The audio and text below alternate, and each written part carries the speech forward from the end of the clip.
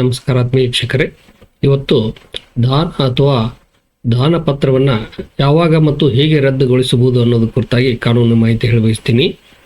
ಈ ಕುರಿತು ವೀಕ್ಷಕರು ಒಂದು ಪ್ರಶ್ನೆ ಮಾಡಿದರು, ಅದಕ್ಕಾಗಿ ಈ ಒಂದು ವಿಡಿಯೋ ಮಾಡ್ತಾ ಇದ್ದೀನಿ. ದಾನ ಅನ್ನೋದು ದಾನ ಪತ್ರದ ಮೂಲಕನೇ ಆಗಬೇಕು ಅನ್ನೋದು ಮೊದಲಿಗೆ ನಾವು ತಿಳ್ಕೊಳ್ಬೇಕಾಗ್ತದೆ.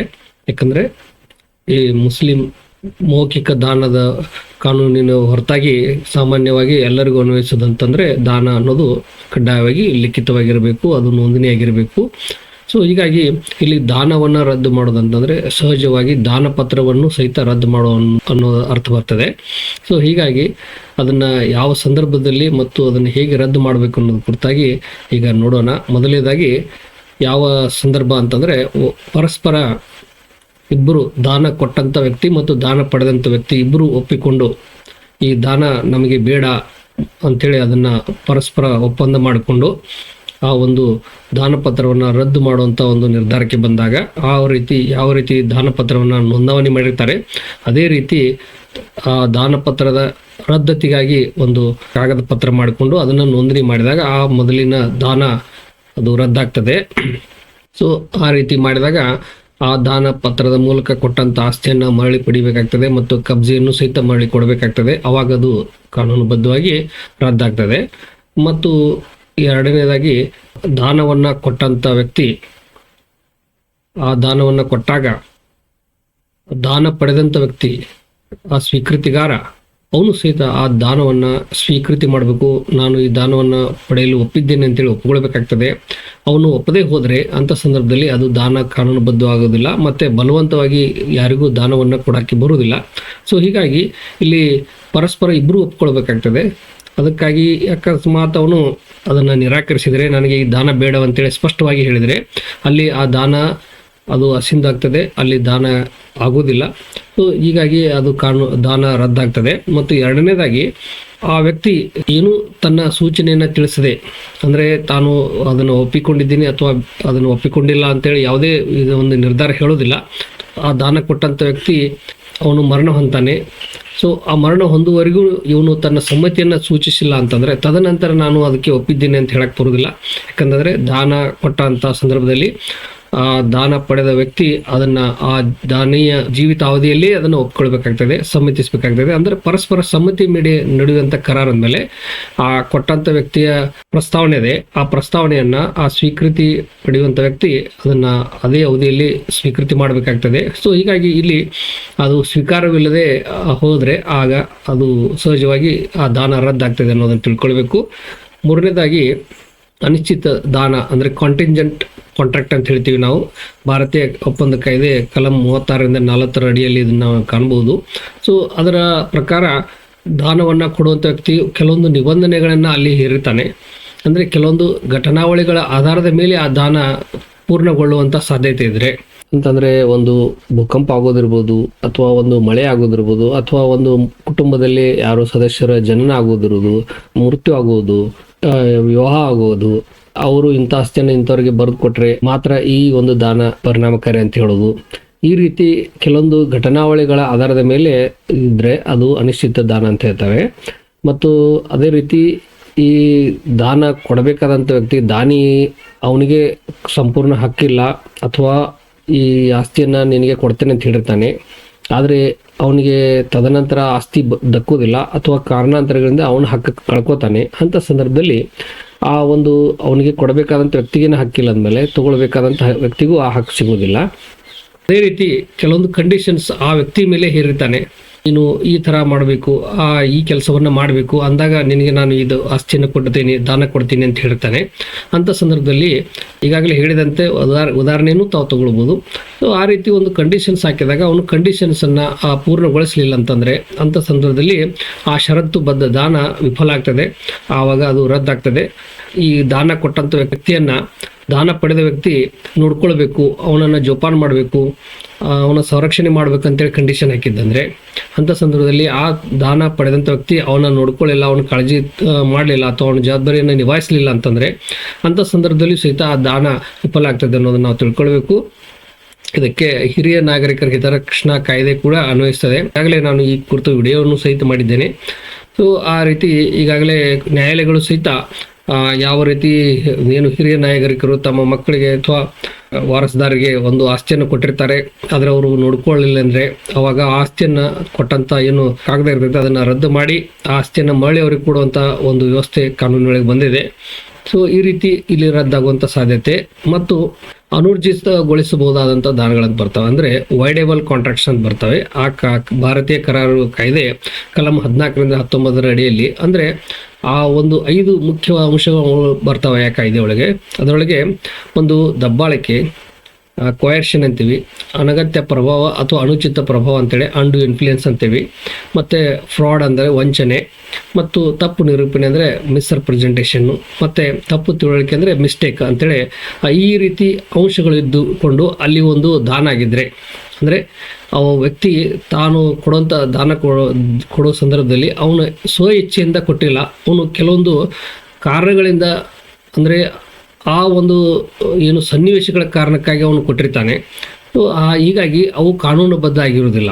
ಹಂಗಂದ್ರೆ ಅಲ್ಲಿ ದಬ್ಬಾಳಿಕೆ ಅಂದ್ರೆ ಅವನ ಕಡೆ ಬರೆಸ್ಕೊಂಡಿರ್ಬೋದು, ಅಥವಾ ಅವನ ಮೇಲೆ ಯಾವುದೇ ಒಂದು ಪ್ರಲೋಭನೆ ಅಥವಾ ಪ್ರಚೋದನೆ ಅಥವಾ ಯಾವುದೇ ಒಂದು ಅನುಚಿತ ಪ್ರಭಾವವನ್ನು ಬೀರಿ ದಾನ ಪತ್ರ ಪಡೆದಿದ್ರೆ ಅದನ್ನು ರದ್ದು ಮಾಡ್ಬೋದು, ಅಥವಾ ಮೋಸ ವಂಚನೆಯಿಂದ ಅವರಿಗೆ ಯಾವುದೇ ರೀತಿಯ ಒಂದು ತಪ್ಪು ಮಾಹಿತಿಯನ್ನು ಕೊಟ್ಟು ದಾನಪತ್ರವನ್ನು ಪಡೆದಿದ್ರೆ ಬೇರೆ ಒಂದು ಕಾಗದಕ್ಕಾಗಿ ಸಹಿ ಮಾಡಂತ ಹೇಳಿ ಇದನ್ನು ದಾನಪತ್ರ ಅಂತ ಬರೆಸ್ಕೊಳ್ಳೋದು.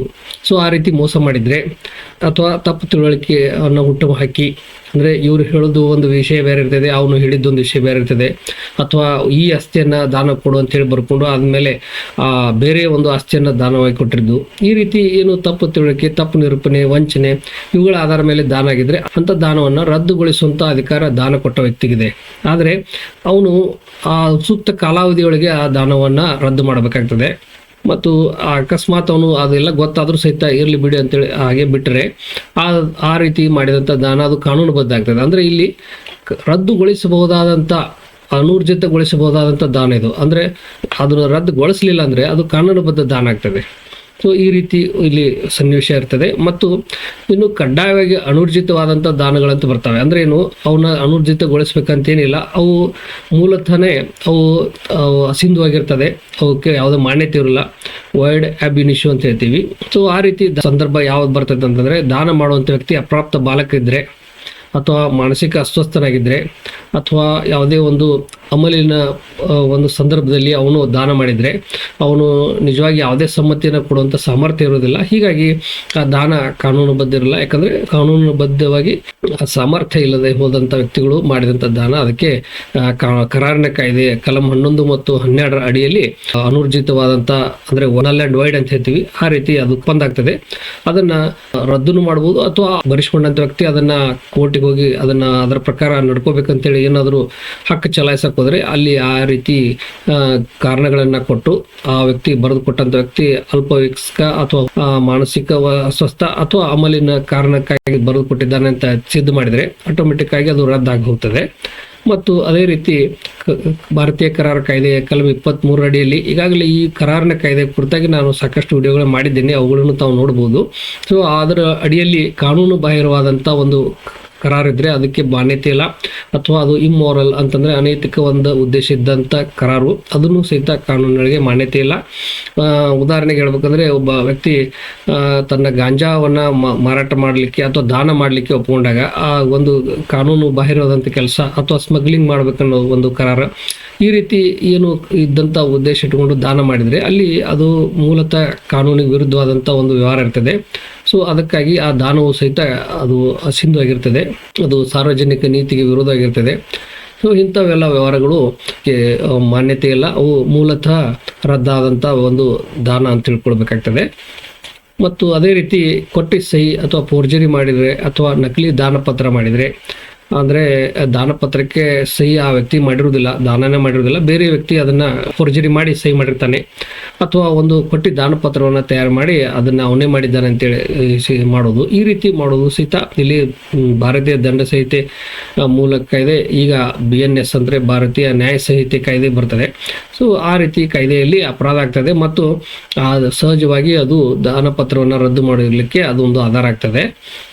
ಮತ್ತು ಅದೇ ರೀತಿ ದಾನ ಪತ್ರ ಮಾಡಿ ದಾನ ಕೊಟ್ಟ ನಂತರ ಸಹಿತ ಆ ಆಸ್ತಿಯನ್ನು ಕಬ್ಜೆ ಕೊಡಲಿಲ್ಲ, ಭಾಳ ವರ್ಷಗಳವರೆಗೆ ಮತ್ತೆ ಅವನೇ ಕಬ್ಜೆಯಲ್ಲಿ ಉಳಿದಂದರೆ ಸಹಜವಾಗಿ ಪ್ರತಿಕೂಲ ಸ್ವಾಧೀನ ಕಾನೂನು ಬರ್ತದೆ. ಹೀಗಾಗಿ ಅಲ್ಲಿ ದಾನವನ್ನು ಕೊಟ್ಟರೂ ಸಹಿತ ಅದು ನೆರವೇರಲಿಲ್ಲ ಅಂತಂದರೆ, ಅದರ ಪ್ರಕಾರ ನಡ್ಕೊಳ್ಳಿಲ್ಲ ಅಂತಂದರೆ ಆವಾಗ ಸಹಿತ ಆ ದಾನ ಅಪೂರ್ಣಗೊಂಡು ಅದು ರದ್ದಾಗ್ತದೆ ಅನ್ನೋದನ್ನು ತಿಳ್ಕೊಳ್ಬೇಕು.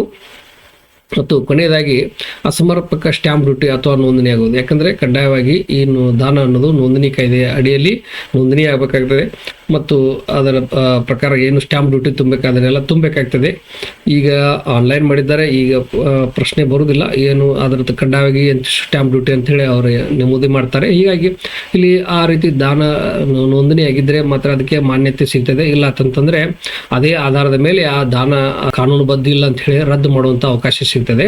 ಸೊ ಈ ರೀತಿ ಇಲ್ಲಿ ದಾನ ಪತ್ರವನ್ನು ರದ್ದುಗೊಳಿಸುವುದು. ಸೊ ಇನ್ನು ಯಾವ ರೀತಿ ಅದನ್ನು ದಾನ ಪತ್ರ ರದ್ದುಗೊಳಿಸ್ಬೇಕಂತಂದರೆ, ಆ ದಾನ ಪತ್ರವನ್ನು ನೋಂದಣಿ ಮಾಡೋಕ್ಕೆ ಸಬ್ ರಿಜಿಸ್ಟ್ರಾರ್ ಕಚೇರಿಗೆ ಹೋಗಬೇಕು, ಆದರೆ ರದ್ದು ಮಾಡೋಕ್ಕೆ ಕೋರ್ಟಿಗೆ ಹೋಗಬೇಕಾಗ್ತದೆ.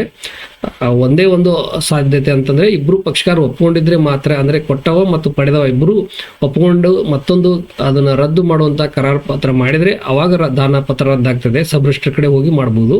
ಆದರೆ ಒಬ್ಬರು ಒಪ್ಪಿಗೆ ಇಲ್ಲ ಅಂತಂದರೆ, ದಾನ ಕೊಟ್ಟಂಥ ವ್ಯಕ್ತಿ ಮರಳಿ ಪಡಿಬೇಕು ಅಂತಂದರೆ, ಅದನ್ನು ರದ್ದುಗೊಳಿಸ್ಬೇಕಂತಂದರೆ ಅಥವಾ ದಾನ ಕೊಟ್ಟಂಥ ವ್ಯಕ್ತಿಯ ಪರವಾಗಿ ಅಥವಾ ಯಾರೇ ಮೂರು ವ್ಯಕ್ತಿಗಳು ಆ ದಾನ ಪತ್ರವನ್ನು ರದ್ದು ಮಾಡಬೇಕು ಅಥವಾ ಅದು ನಮಗೆ ಬಂಧನಕಾರಿಯಾಗಿಲ್ಲ ಅಂತ ಹೇಳ್ಬೇಕಂತಂದರೆ ಕೋರ್ಟಿಗೆ ಹೋಗಿನೇ ಅದನ್ನು ದಾವೆ ಮಾಡಬೇಕಾಗ್ತದೆ.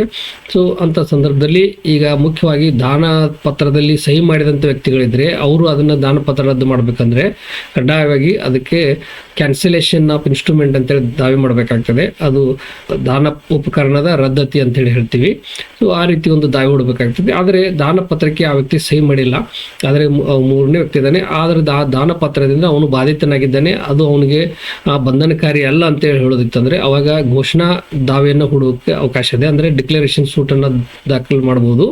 ಸೊ ಈ ರೀತಿ ಇಲ್ಲಿ ದಾವೆಯನ್ನು ಹೂಡಿದಾಗ ನ್ಯಾಯಾಲಯ ಸಾಕ್ಷ್ಯಾಧಾರಗಳ ಕೂಲಂಕಷ ವಿಚಾರಣೆ ಮಾಡಿ ಅದು ದಾನ ಕಾನೂನುಬದ್ಧ ಆಗಿದೆ ಇಲ್ಲವೋ, ಅಲ್ಲಿ ಸಮ್ಮತಿ ಸರಿಯಾಗಿದೆ ಇಲ್ಲವೋ ಅನ್ನೋದನ್ನು ಮತ್ತು ಎಲ್ಲ ವಿಧಾನಗಳನ್ನು ಅನುಸರಿಸಿ ದಾನ ಮಾಡಿದಾರಲ್ಲ ಅನ್ನೋದನ್ನು ಪರಿಶೀಲಿಸಿ ಅಂತಿಮವಾಗಿ ತೀರ್ಮಾನ ಕೊಡಬೇಕಾಗ್ತದೆ. ಸೊ ಈ ರೀತಿ ದಾನಪತ್ರವನ್ನು ರದ್ದು ಮಾಡಲಿಕ್ಕೆ ಕಾಲಾವಧಿ ಅಂತಂದರೆ ಕಾಲಮಿತಿ ಕಾಯ್ದೆ ಪ್ರಕಾರ 3 ವರ್ಷ ಅವಕಾಶ ಇದೆ. ಅಂದರೆ ಯಾವ ಒಂದು ಆಧಾರದ ಮೇಲೆ ವ್ಯಕ್ತಿ ದಾನಪತ್ರವನ್ನು ರದ್ದು ಮಾಡಬೇಕಂತ ಕೇಳ್ಕೊತಾನೆ, ಆ ಒಂದು ಆಧಾರದ ಅಂಶ ಅವನಿಗೆ ಯಾವಾಗ ಗಮನಕ್ಕೆ ಬಂತು ಆ ತಾರೀಕಿನಿಂದ 3 ವರ್ಷದ ಒಳಗೆ ಅವನು ದಾವೆಯನ್ನು ಹೂಡಬೇಕಾಗ್ತದೆ. ಸೊ ಈಗ ಉದಾಹರಣೆಗೆ ಅವನಿಗೆ ತಪ್ಪು ತಿಳುವಳಿಕೆಯಿಂದ ಒಂದು ದಾನಪತ್ರ ಬರೆಸ್ಕೊಂಡಿದ್ದಾನೆ ಅಂದರೆ ಅದು ತಪ್ಪು ತಿಳುವಳಿಕೆಯಿಂದ ನಾನು ದಾನಪತ್ರ ಮಾಡಿದ್ದೇನೆ ಅಂತ ಯಾವಾಗ ಗಮನಕ್ಕೆ ಬರ್ತದೆ ಅಲ್ಲಿಂದ ಕಾಲಮಿತಿ ಆರಂಭ ಆಗ್ತದೆ. ಅಲ್ಲಿಂದ 3 ವರ್ಷಗಳ ಒಳಗೆ ಅವನು ದಾವೆ ಹೂಡಬೇಕಾಗ್ತದೆ. ಅಕಸ್ಮಾತ್ 3 ವರ್ಷಗಳ ಒಳಗೆ ಕೇಸ್ ಹಾಕಲಿಲ್ಲ ಅಂತಂದ್ರೂ ಸಹಿತ ಕೆಲವೊಂದು ಸಂದರ್ಭಗಳಲ್ಲಿ ಕಾರಣಗಳಿರ್ಬೋದು, ಅವನಿಗೆ ಕಾಯಿಲೆ ಇರ್ಬೋದು ಅಥವಾ ಮತ್ತಾವುದೋ ಸಮಸ್ಯೆಯಿಂದ ಅವನಿಗೆ ಕೋರ್ಟಿಗೆ ಹೋಗೋಕ್ಕಾಗಿರೋದಿಲ್ಲ. ಸೊ ಅಂಥ ಸಂದರ್ಭದಲ್ಲಿ 3 ವರ್ಷದ ನಂತರವೂ ಸಹಿತ ಅವನು ದಾವೆ ಹೂಡಬಹುದು. ಆದರೆ ಪ್ರತಿಕೂಲ ಸ್ವಾಧೀನ ಕಾಯ್ದೆ ಅನ್ನೋದನ್ನು ಸಹಿತ ನಾ ಈಗಾಗಲೇ ಅದರ ಕುರಿತು ವಿಡಿಯೋ ಮಾಡಿದ್ದೇನೆ. ಪ್ರತಿಕೂಲ ಸ್ವಾಧೀನದ ಕಾನೂನಿನ ಅಡಿಯಲ್ಲಿ 12 ವರ್ಷಗಳಿಂದ ಆಸ್ತಿಯ ಪ್ರತಿಕೂಲ ಸ್ವಾಧೀನದಲ್ಲಿರುವ ವ್ಯಕ್ತಿ ಹಕ್ಕನ್ನು ಪಡಿತಾನೆ ಅನ್ನೋದನ್ನು ತಮಗೆ ಗೊತ್ತಿದೆ. ಸೊ ಆ ರೀತಿ ಆ 12 ವರ್ಷದ ಅವಧಿ ನಂತರ ಅವನಿಗೆ ಏನು ದಾವೆ ಹೂಡಕ್ಕೆ ಬರುವುದಿಲ್ಲ. ಸೊ ಹೀಗಾಗಿ ಇಲ್ಲಿ 3 ವರ್ಷದ ಕಾಲಾವಧಿ ಇದ್ದರೂ ಸಹಿತ ಅದನ್ನು ವಿನಾಯಿತಿ ಮಾಡಬಹುದು. ಅದಕ್ಕೆ ಕೆಲವೊಂದು ನಿರ್ದಿಷ್ಟ ಕಾರಣಗಳನ್ನು ಕೊಟ್ಟಾಗ ಅದನ್ನು ವಿನಾಯಿತಿ ಮಾಡಿ ಅವೇನು ಹೂಡಬಹುದು. ಆದರೆ ಬಹಳ ವರ್ಷ ಅಂದರೆ 12 ವರ್ಷ ನಂತರ ಅವನು ದಾವೆ ಹೂಡ್ತಾನೆ ಅಂತಂದರೆ ಅಲ್ಲಿ ಅವಕಾಶ ಸಿಗೋದಿಲ್ಲ. ಹೀಗಾಗಿ 3 ವರ್ಷದ ನಂತರದ ಅವಧಿಯನ್ನು ಸಹಿತ ಅವನು ಯಾಕೆ ತಡ ಮಾಡಿದೆ ಅನ್ನೋದನ್ನು ವಿವರಣೆ ಕೊಡಬೇಕಾಗ್ತದೆ. ಸೊ ಈ ರೀತಿ ಕಾನೂನುಬದ್ಧವಾಗಿ ಮಾಡಿದಂಥ ದಾನವನ್ನು ಕೆಲವೊಂದು ವಿಶಿಷ್ಟ ಸಂದರ್ಭಗಳಲ್ಲಿ ರದ್ದು ಮಾಡುವುದು ಅನ್ನೋದನ್ನು ಕಾನೂನು ಹೇಳ್ತದೆ. ಸೊ ಇದಿಷ್ಟು ದಾನಪತ್ರದ ರದ್ದತಿ ಕುರಿತಾಗಿರುವಂಥ ಕಾನೂನಿನ ಮಾಹಿತಿ. ಧನ್ಯವಾದಗಳು.